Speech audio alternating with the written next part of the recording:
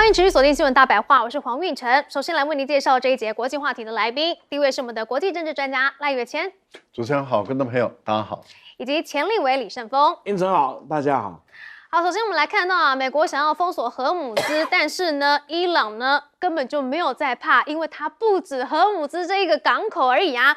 好，来看到啊，伊朗宣布呢要启用替代港口，要绕开美国对荷姆兹海峡的封锁。根据伊朗的半官方媒体报道，伊朗要使用南部的港口以外的替代港口去绕过美国对荷姆兹海峡的封锁，所以最终呢，伊朗的油还是运得出去的。而且呢，美国封锁荷姆兹，结果油轮还是照样过啊。美国的媒体就报道了说呢，本周啊，至少有9艘油轮通过了荷姆兹，而且很多呢都是跟伊朗有关的油轮。好，现在路透呢也引述了一名了解德黑兰立场的消息人士表示说呢，如果能够达成协议，避免冲突再度爆发的话，伊朗现在也放宽这个考虑啊，要允许船只在荷姆兹海峡阿曼一侧去自由航行，不必面临袭击风险。这个设想呢已经被纳入了谈判提案之中。也就是说呢，比较靠近阿曼湾的地方，他就让它航行。那这个靠近伊朗那一方呢，可能你就还是要危险，可能还是要缴一些保护费的啊。那现在美国还是说什么？说了，继续对伊朗制裁，包括了9艘油轮、14间公司，还有2个个人，全部都列入伊朗的制裁名单当中。好，那现在呢，两方有没有可能进行谈判协议呢？来看到现在川普啊，已经在这个谈判中设下了至少2条红线了。第一个呢，是要求伊朗啊，至少要停止20年。和浓缩铀的活动，而且希望这个时间能够拉得更长更长啊。第二呢，就是要把这个浓缩铀给移出伊朗境内。好，那这是不是它的2条红线能不能够达成呢？就来看接下来的谈判了。好，那谈判的主办国呢，现在巴基斯坦呢，他的陆军参谋长呢也已经率领了高级代表团抵达伊朗首都德黑兰，要来促进呢第2轮的谈判。那《华尔街日报》也报道呢，说美国跟伊朗啊原则上同意要来进行第2轮的谈判，但是还没有确定时间以及地点。但是这个时候，伊朗还是一边的呛瞎说呢，我们已经做好要打持久战的准备了。但是在谈判之前呢，很巧的是，伊朗跟美国都跟中国进行通话了。首先是伊朗外长拉拉格齐呢，他跟王毅通电话了，通报美伊谈判的最新情况。表示呢，我们伊方呢是愿意透过和平谈判的方式来继续的寻求理性、现实的解决方案的。至于美国呢，川普是写信给习近平，他称呢，他写信给习近平说呢，要求中国不要提供武器给伊朗，还说啊，这个习近平非常期待跟我见面，他会给我一个大大的拥抱，还称呢这个战争呢，谈到现在呢，习近平也很非常高兴，我打通了荷姆兹海峡。好，这都是这个川普自己个人的说法啦。那对此，中国大陆的外交部也说呢，确实我们中方呢都很愿意啊，继续来为早日恢复中东和海湾地区的和平稳定来做出贡献。好，但是这个时候呢，中国呢也跟俄国关系走得非常的密切吗？好，所以现在啊，贝森特又警告了，说呢，2家中国银行，我们对他发出警告，说啊，你不要再跟伊朗有业务往来了，否则就会受到我们美国的次级制裁啊！任何购买伊朗石油的国家也都会受到次级制裁。这是在指俄罗斯吗？好，所以俄罗斯外长也说了，说呢，俄罗斯随时准备协助受到中东危机影响的中国及其他国家，要来提供能源供应哦。俄罗斯呢也愿意跟中国以任何形式来帮助促进美伊之间的谈判当中。好，那另外呢，俄国的文章也报道了说啊，普丁呢会在5月18号的那个星期到中国访问那普丁到中国访问的话呢，这个时候俄国的舰艇编队呢也抵达到了广东的浙江来进行访问了。那这一次是说什么呢？是要来进行例行性的友好交流活动。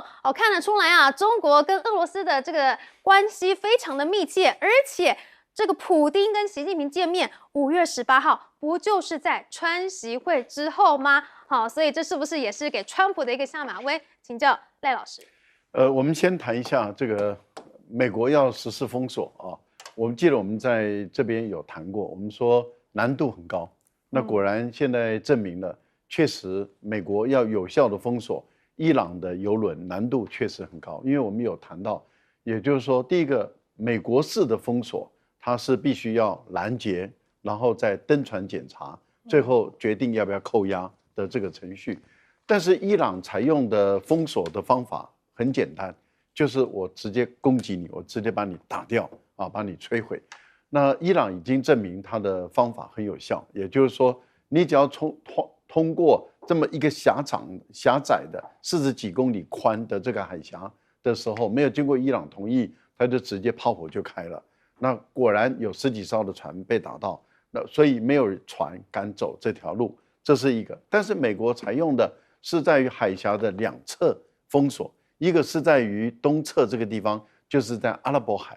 那我们就说，你至少要8艘的战舰，6艘的战舰，4艘防卫，2艘执行。那一般来说，你基本上是想要在这个赫尔木兹海峡的西侧，那就必须要用航母，那至少要2个航母战斗群，而且呢，你要有15艘到20艘的战舰左右。那现在是1个航母战斗群还没到，所以只有林肯号的航母战斗群，但是你又不敢太靠近赫尔木兹海峡。所以你又保留了很远的一个距离，可是当你保留很远的距离的时候，这个海域就长达1000多公里以上的宽度。那我们在电视画面上，我们可以把它缩小，好像很容易看到。可是你真的在执行的时候，海面那么大，船的吨位那么大，而且我们在昨天也有谈到说，每一艘船的吨位，尤其是油轮，大的话20万吨。最大可以到50万吨，就是20万吨到32吨，它装满油就32万吨了。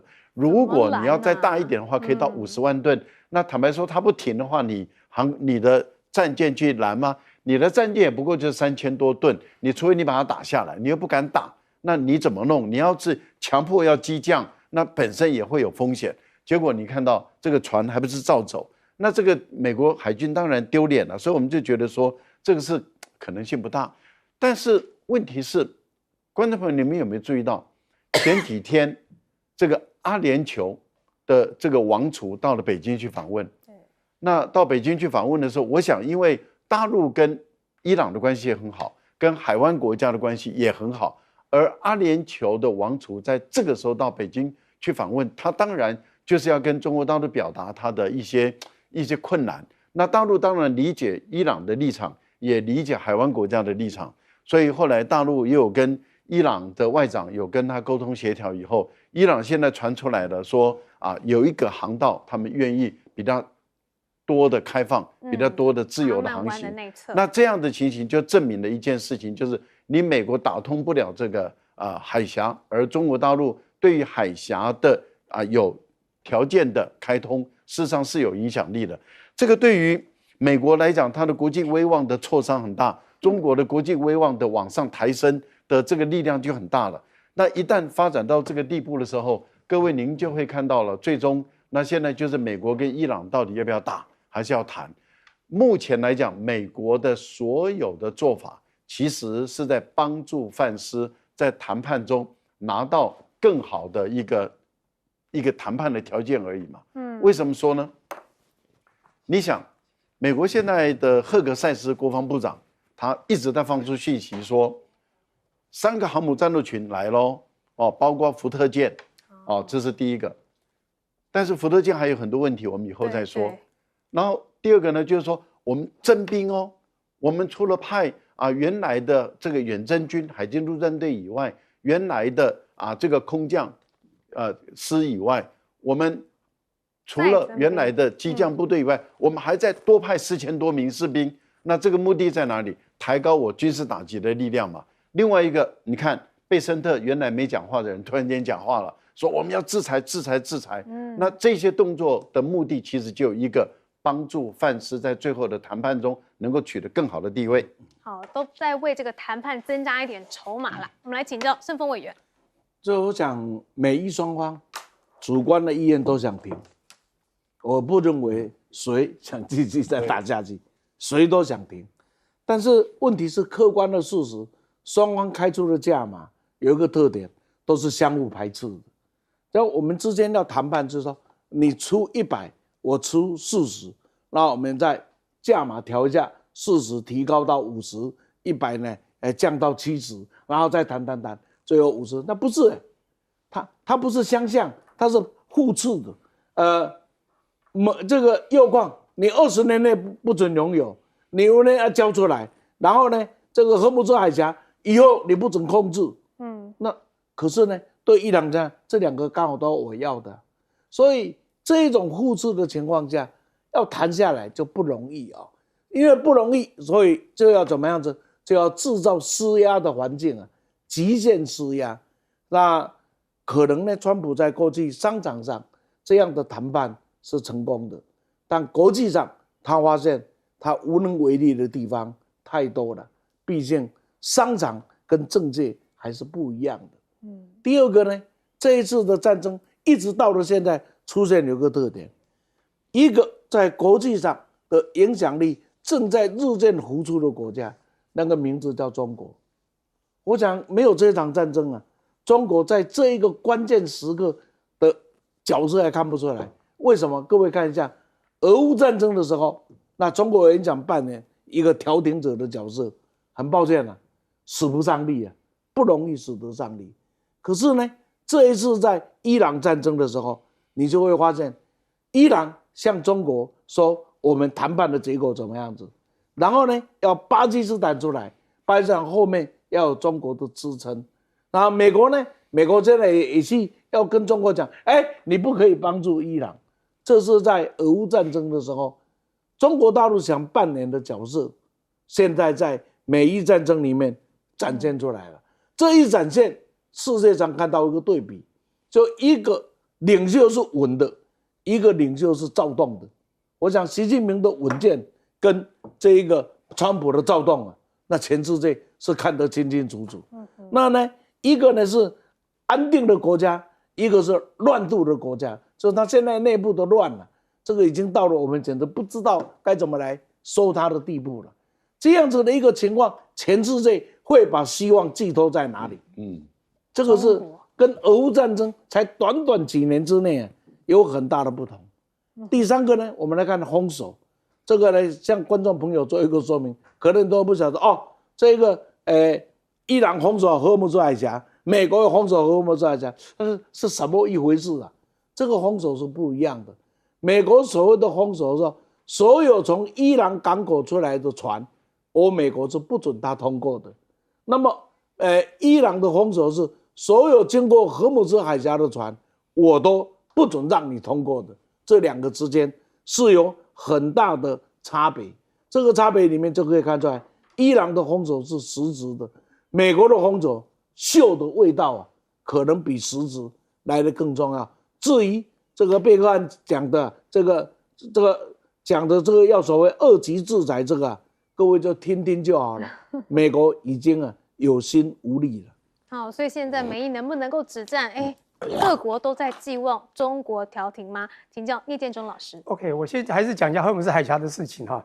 美国很奇怪，他为什么要去封锁？他为什么不是护航？护航他原来认为可以把人员或各种民生必需品从货柜运出来的这样护航，而要去封锁，很奇怪嘛。但是呢，当然他也要封锁，因为伊朗它是有选择性，因为伊朗太聪明，甚至之前还想用发金卡、银卡这样的方式分5级化。答案就是他会选择叫非敌对船只才能走，不管中国的泰国或有些印度船就通过了。那美国呢要去封锁这些，你要帮我封锁的，那你可以走的我帮你封锁，那他不去做，你不让我走的就护航。我觉得美国已经显现出他的实力已经衰弱到这样的可怜，用可怜来形容。再来讲，我觉得他们要的真的是不一样，极端的不一样。因此他们谈判有用吗？所以你看，从川普开始谈的4个条件到6个承诺到15点，没有一样伊朗愿意接受。就伊朗开了10个条件，发觉有点天南地北。那也就是刚讲的是这个，我们刚师傅讲，还有所谓互斥的，你知道吗？一旦互斥，你怎么玩呢？2个气铁贴在一起往两边冲嘛。我觉得谈判法分10级好了。从川普一开始的时候说，我告诉你现在我跟你讲，我打你，你一定会要跟我谈。2月底不就在谈吗？我认为我一谈，你全部会答应啊！我只要恐吓你就答应了，我可以拿到10分。结果呢，既然没有答应，他就只好打你。打完了，你该答应了吧？还是没答应。你知道很可怜，打到现在，他6分的、5分的都会拿。他现在提出2个条件，我告诉你，6、7分人家还是不会要。第一个，他讲了2条红线，第一个，停止20年浓缩铀，那也是人家生存利基啊，保护自己啊，所以人家可能不会答应。第二个，要不然移到国外，人家还是不会答应啊，这已经不是他的10分了。我跟你讲，伊朗还是不会答应。原来伊朗要谈判，他知道他弱小，他军事实力差距很多，他只有2分的实力，没有想到筹码提高，他现在很有信心哦。越打越爽，他现在觉得他也有6、7分，可以跟美国对谈。你觉得美国是不是彻底的输了？应该说川普输了。好了，我现在觉得还有一个更可怕的事情是，川普怕了，因为中国如果在后面帮助伊朗，那美国怎么玩？所以他非常紧张啊，会不断的私下透露讯息，告诉中国说，请你不要帮这个伊朗好吗？要不然他怎么玩得下去？因为中国实力现在已经不可小觑。所以呢，如果中国去帮，我跟你讲，他不是输而已，会很惨。所以你知道，中国现在以静制动，在这一次的这个美伊或者美以伊战争之下，中国的筹码是不断的累积。相反的，我们看到美国呢虚张声势嘛，川普就是这样喊大的嘛，喊大，但外强中干，到最后筹码尽失。你发现这2边筹码变成这样子，你说未来怎么走？好，我现在最后还讲一个，刚讲到俄国和中国的友好，和美国和中国的这个关系。2边都要去仿。我们先不讲这2边，光从去年到现在，有多少中等以上的强国，不断从法国或欧洲各中等国家，甚至到了英国、到加拿大都去参访了，还有今年年初都到了中国，谈的都是为了他们未来的生存力，谈经济，谈的是和。可是美国一直要跟中国是竞争，表面上说要谈和，都在竞。所以竞争之下，我请问一下，这2边中美之间，请问这样的一个这个关系去谈？他们是真的是要和吗？我跟你讲，都是有戒心的，而且呢，在现实里面是非常的虚假。可是俄国不太一样哦，俄国去谈没有错，也都会有戒心，中俄。但是我觉得这2边谈的就比较真心。你去想想看，去年的5月8号，俄国苏俄的这个胜利日，习近平是怎么去的？6月6号到7号怎么发表言论的？各位去爬搜一下。9月3号，普丁又怎么到了中国参加中国的所谓的反法西斯抗战胜利日，这样的一个关系就可以看出真心和假意了。所以中俄之间的关系呢，真的是非常的紧密。不过战争打到现在啊，要伊朗呢，无条件的认输，一定是不可能了。我们来听一下伊朗总统最近对美国发出的怒喊。By what right did they attack our country? What had we done? For what reason did they martyr our leader? What had we done? For what reason did they martyr our commanders, our scientists, our students? What was their reason? Why? What had we done? Had we attacked any? Had we violated any law? What had we done?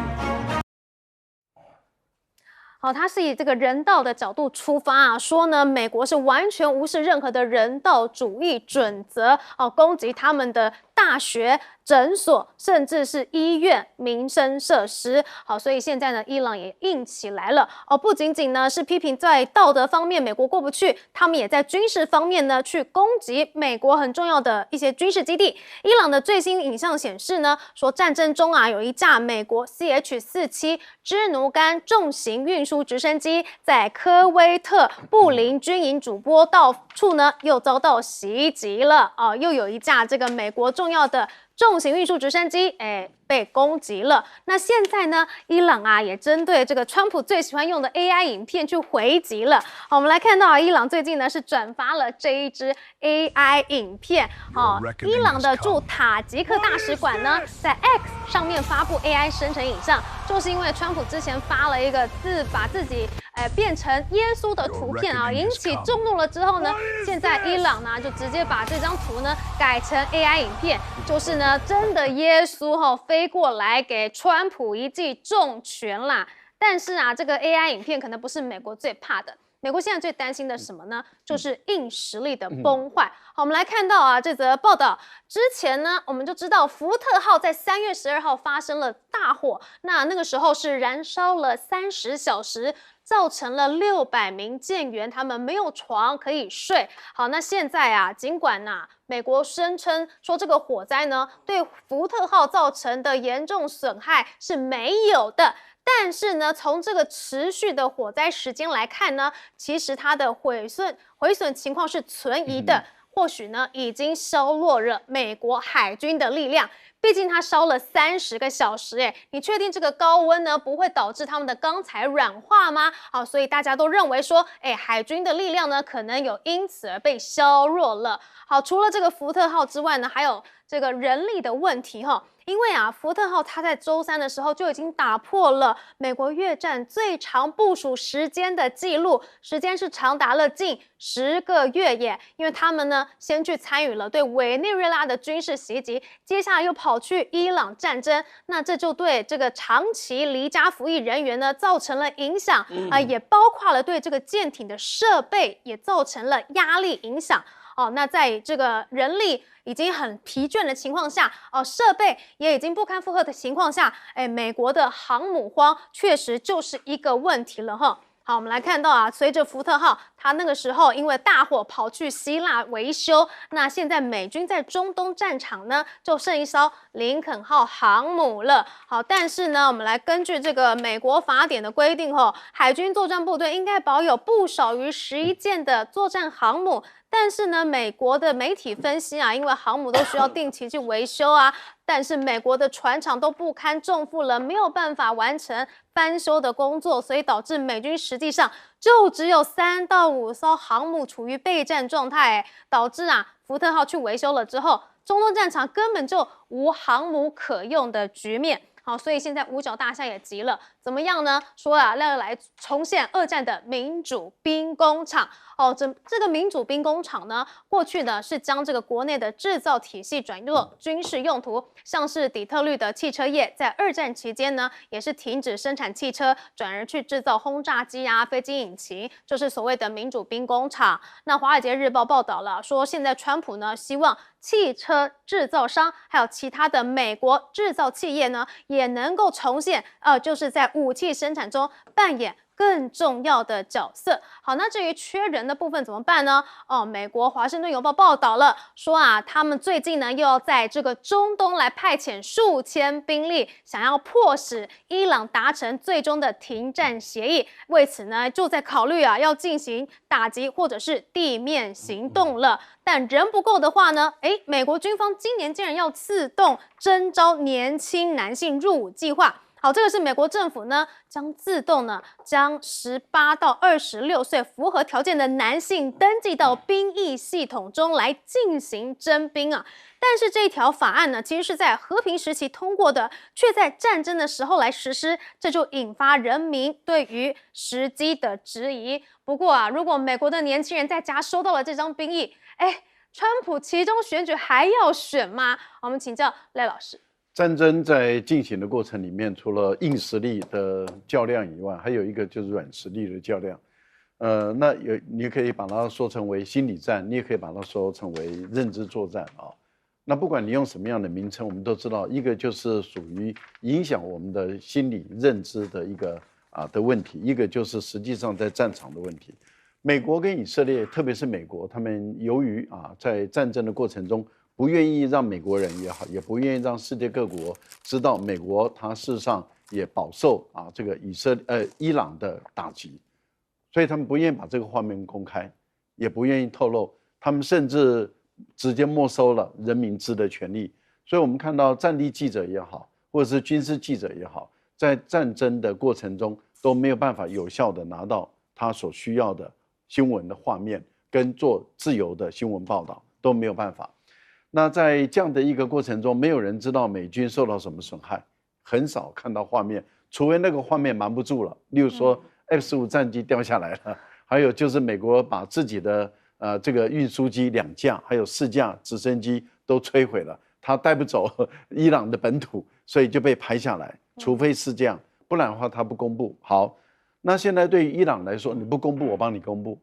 所以伊朗现在就是透过它的高解析度的人造卫星啊，然后就把这些画面一个一个公布了，那就让世界各国知道说，哦，原来并不是只有伊朗挨打啊，也不是只有这个真主党挨打，原来以色列也被打，特别是美国的军事基地也都被打。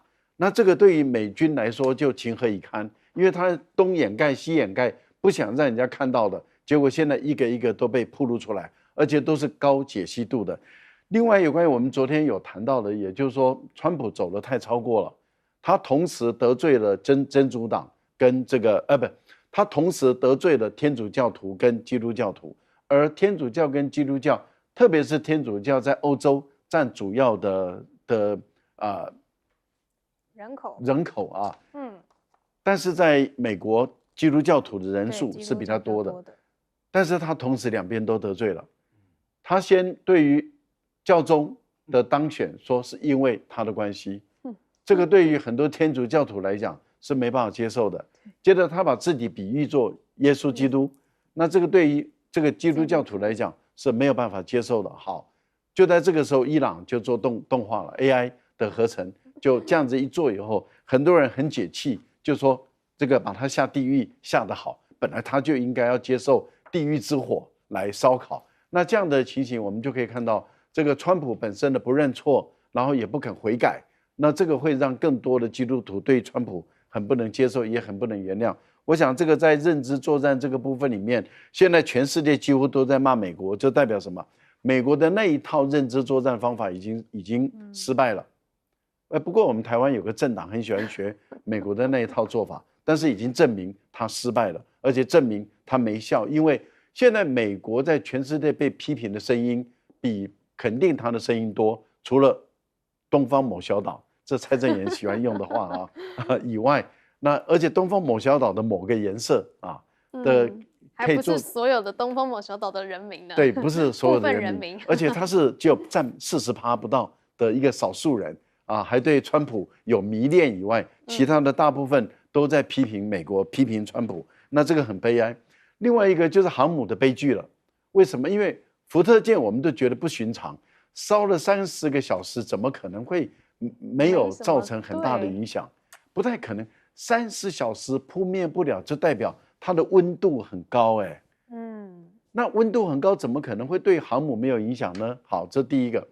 第二个呢，美国的航母如果说只剩下3到5艘可以用，那你3艘都压在中东地区的话，那你等于是在太平洋之间如果发生战争，或是在欧洲发生战争，你几乎没有航母可用那美国等于是出现了航母真空的一个状态，这对航母来讲是危险的对，所以现在民主兵工厂，但是我们的这个美国汽车业真的能够补足美国的兵工的缺口吗？请教盛峰委员。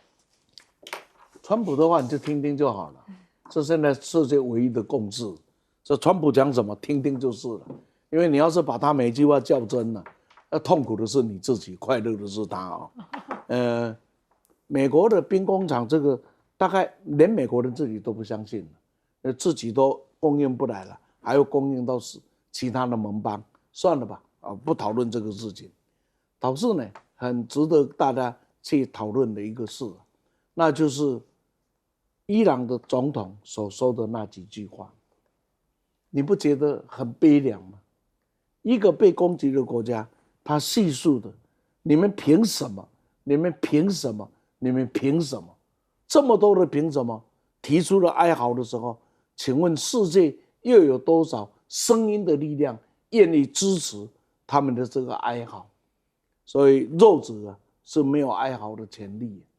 那你来看看，当时伊朗是被界定为邪恶轴心国家，而这个现在被界定所谓的邪恶轴心国家站出来的是控诉那一个，控诉他是邪恶轴心国家的恐怖大帝国。这看起来这个多荒谬的事这个世界正在上演。由于美伊战争对全世界最大的打击莫过于道德从此不再人相信，价值从此不再有人信服。大家信服的是什么？真理只存在于大炮射击的范围之内。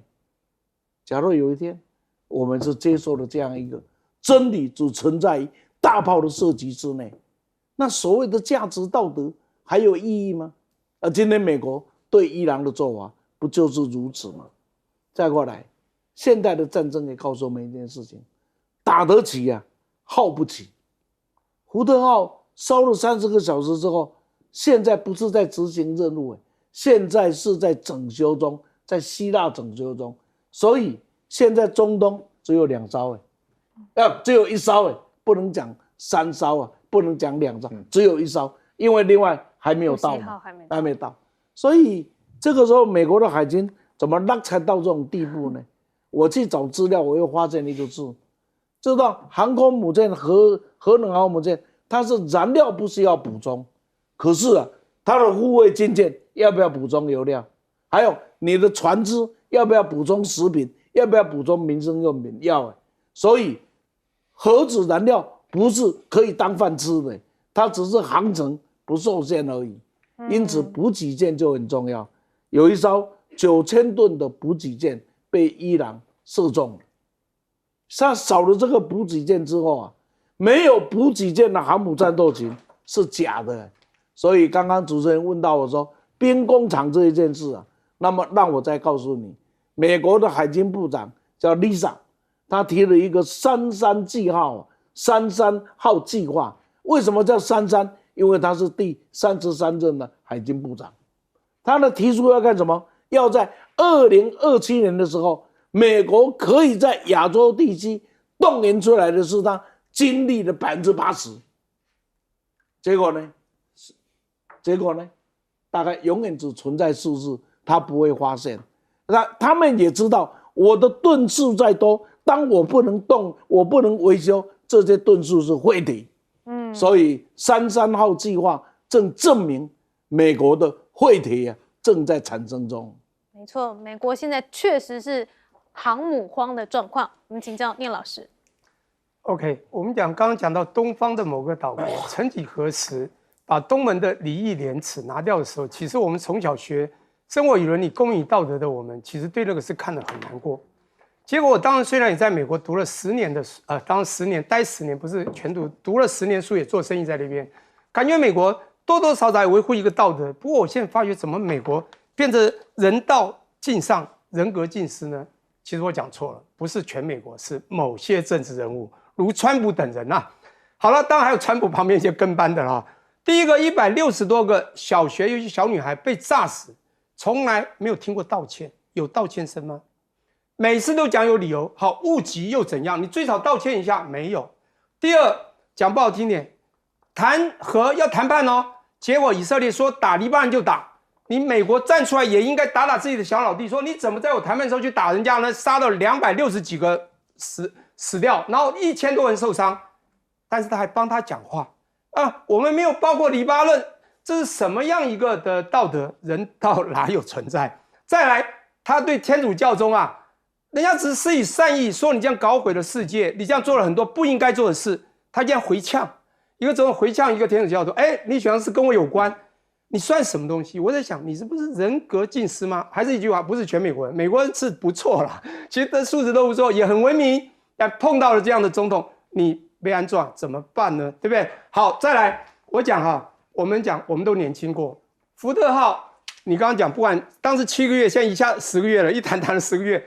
这些兵你受得了吗？我记得我年轻过，当时有人曾经找我做船员，年轻的我当然也不懂事，我说船员我分析了一下，了解一下，还真的想去，因为他获利蛮高，从小很穷嘛。做船员不错哦，他可以获利蛮高，可是一天要半年以上，我根本不敢去，从上自由怎么去？弄了10个月，你怎么受得了？我跟你讲，福特号是有问题。我先讲一下，福特号在2007年下水之后，不断的回去维修，这个船舰有没有问题？你自己去爬文看看，多少次回去维修。其实他是做个形象广告，我觉得都有点虚张声势。每次出去好像大人来了，我跟你讲，你不用怕他很容易被击倒。第二个，兵精善换，你看一次又一次，光烧掉几个床铺，他们士兵怎么受得了？最后一个，你哪有维修实力？我跟你讲，美国制造业已经空洞化，拿到希腊你怎么办？我跟你讲，1940年底，罗斯福总统的确喊全民说，我们要做全国做兵工厂叫民主兵工厂，他现在已经没有这个实力了。我讲不好听，缓不积极，这是一种美国的梦而已了啦。现在已经没有办法做到了。不过我们来看到啊，现在的中东的主战场是来到了哪里呢？现在呢就是黎巴嫩的真主党了。而在周三上午的时候呢，真主党是再度向以色列北部发动的多次的火箭袭击。那其中一次袭击是击中了一名男子，让他受了轻伤。而现在受了解呢，这个伊朗支持的恐怖组织已经发射了40多枚的火箭。甚至真主党也首度动用了逆踪无人机，重创了以色列的北部。那这个新型的无人机呢，它可以避开雷达侦测，进入建筑物内部动作来进行动作，而且它还可以携带最多5公斤的弹药，可以飞行数十公里。以色列媒体形容啊，这个是真主党最先进的空中作战系统之一。那以军呢，现在也是不断的在攻击黎巴嫩真主党。以军第91师还有以空军合作，打击了黎巴嫩真主党和其军事基础设施，其中呢就包括了一个指挥中心啊。同时呢，以色列也持续的在轰黎巴嫩的南部民宅。以色列的军队啊轰这个南部的建筑物，军方拍摄的画面显示呢，以色列是袭击了政府医院附近的一栋居民大楼。同时，以色列也对这个贝鲁特以南沿海公路上的至少2辆汽车去发动空袭。但是这个地点啊，距离以色列的边境以北大约只有70公里而已。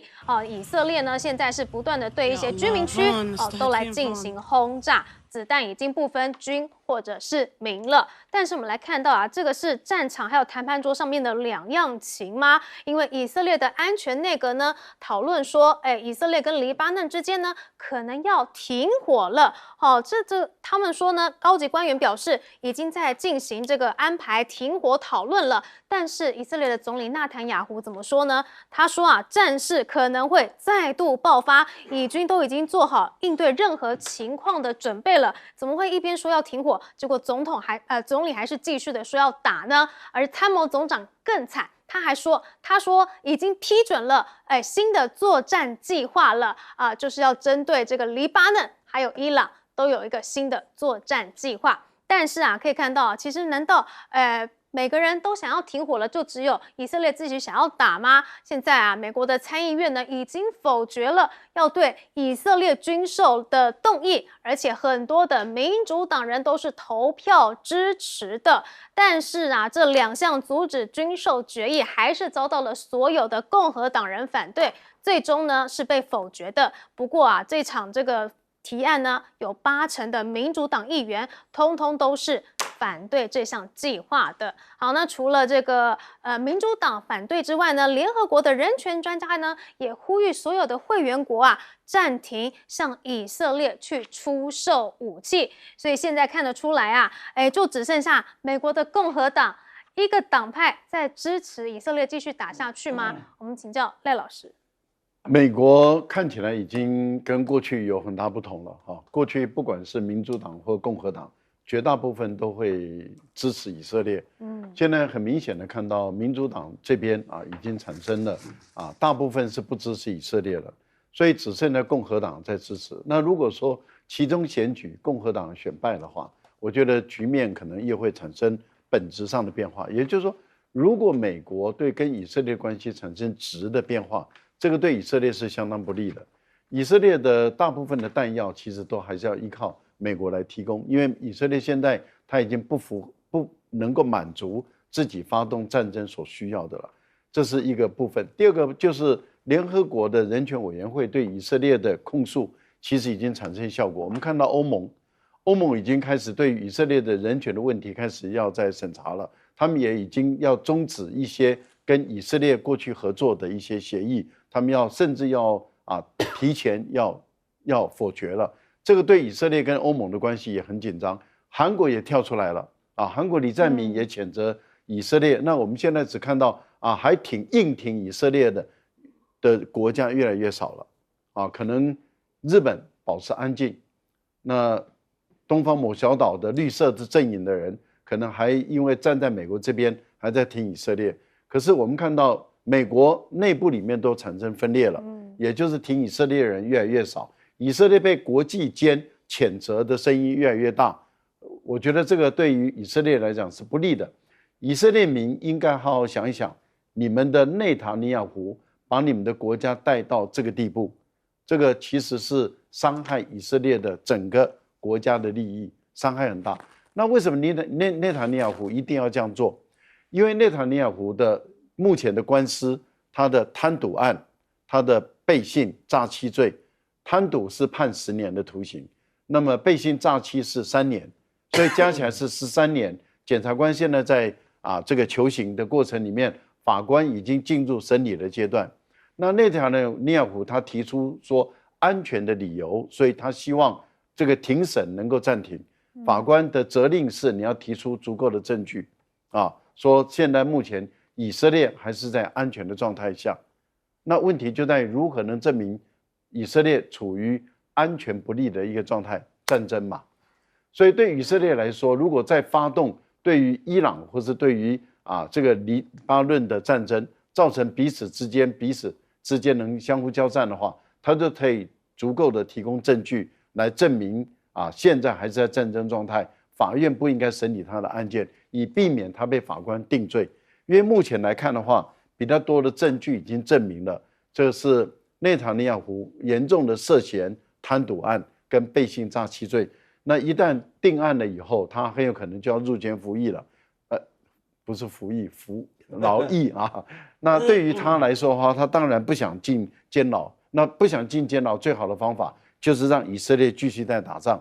可是让以色列继续在打仗，其实对以色列也有伤害。他不只伤害了这个黎巴嫩南部地区的军人跟老百姓，但是他也伤害了我们刚刚讲的以色列。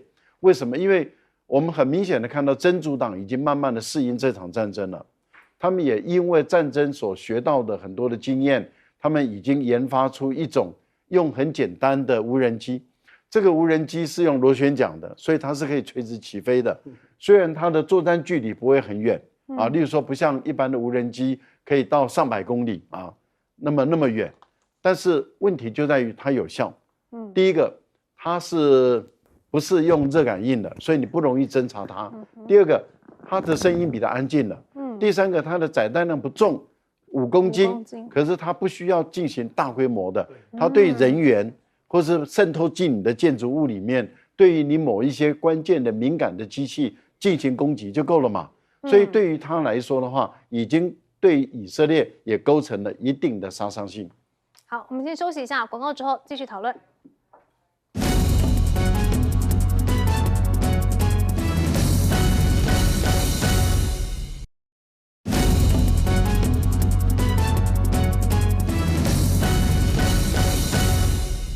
纳坦雅胡不肯停战，都是因为不想要面对自己的官司吗？请教盛峰委员。全世界都知道纳坦雅胡为什么在搞这一场战争，难道以色列人不知道吗？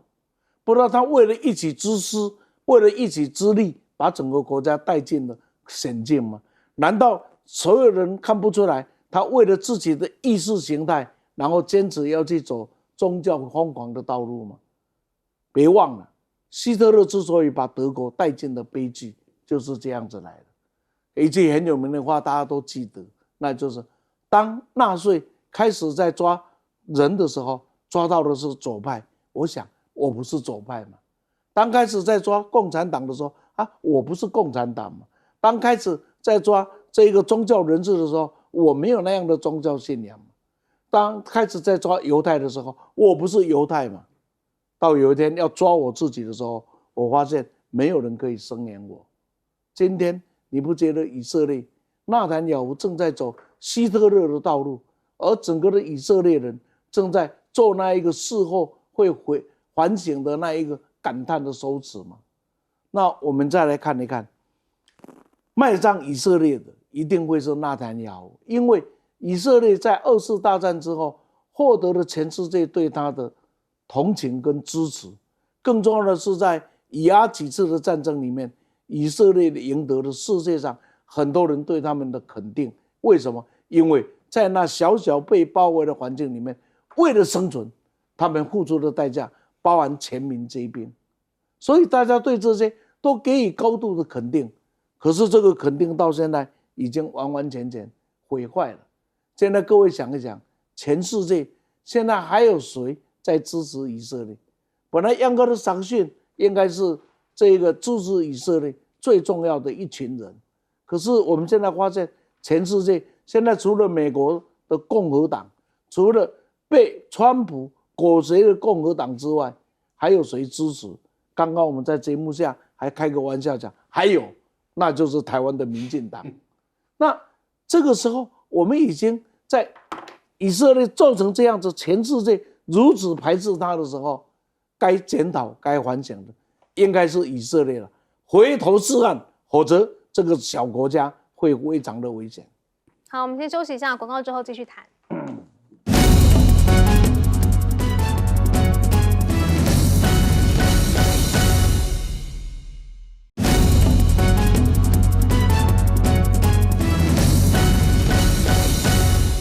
现在纳坦雅胡成为了战争停止的变数吗？请教聂老师。OK， 刚刚前面两位都对这个纳坦雅胡叙述了非常之多了，我就不谈这个人，但是我谈这个中东这个地域啊，这个地方。那么这边两派相争，当然以色列国家这么小，那么当然其他中东国家有美国的保护，各个地方都有军事基地。照理讲，以色列它最后面 backup 的还是美国。不过这个跟伊朗这边的这个所谓历史情仇呢，这当然是非常之深，我也不谈。但这次战事发生，冤冤相报何时了？这就是我担心的。也就是说，以色列呢趁此时还叫趁势追击，他也没有胜。趁这个势要追击，因此即便和谈也要去炸黎巴嫩，造成黎巴嫩的真主党当然也没有办法接受，也就会反击，那他当然就会再打下去。请问怎么办？现在一个更重要的，这冤冤相报之后，如果纳坦雅胡要继续下去，那是因为什么？现在还有有川普，万一没有了美国怎么办？当然这次看到了美国参众议院他们开会，而不管民主党、共和党里面发现，民主党呢，当然大部分人是反对对以色列提供军售。我强调是军售，当然他们更不会赞成啊，这个整个国家的力量由川普带领，就不管军舰啊，这个飞机、坦克都过去，甚至地面部队，这是原来他们的计划嘛。但我觉得呢，这个反而会把美国不但拉进水，还拉进了泥沼之中。所以现在呢，他们做的叫军售不给这个以色列。那以色列如果没有了军售，我觉得以色列这场战就很难打了。那当然我们在这个时候呢，当然你可以看到国际的氛围，联合国虽然地方不大。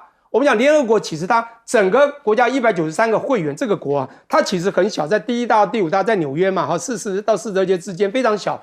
它从进去到里面，全部的这个图腾啊，各国送的都是象征和平哦。所以当对这次战争，其实我觉得是非常反悟啊。但大家都不敢得罪美国，除了美国之外，当然他们还是有点力量。